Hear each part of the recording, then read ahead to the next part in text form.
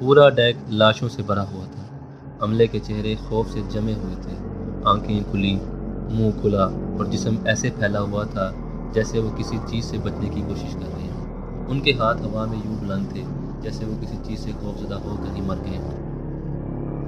لاشوں پر کسی قسم کا خون یا زخم کے آثار نہیں تھے، لیکن خوف اور موت کی کیفیت ہر جانب واضح نظر آ رہی تھی۔ اب وہاں پر ایک کتے کی لاش بھی ملی، جس کے دانت بھی کھلے ہوئے تھے جیسے کسی بلا کو دیکھ کر خوف زدہ ہو گیا ہو اور موقع پر اس کی موت ہو گئی۔ ریسکیو ٹیم اپنی سرچ تو کر رہی تھی، لیکن ان کا انچارج بہت خوف زدہ ہو گیا، کیونکہ ابھی تک معلوم نہیں تھا کہ ایسی کون سی چیز ہے جس نے ان سب کو مار دیا ہو اور کس چیز سے ان کا سامنا ہونے جا رہا ہے۔ اس پر ان کا انچارج بہت زیادہ خوف زدہ تھا، کیونکہ اسے نہ صرف اپنی بلکہ اپنے علاوہ 6 مزید لوگوں کی جان بچا کر محفوظ واپس اپنے جہاز یعنی سلور سٹار پر پہنچنا تھا۔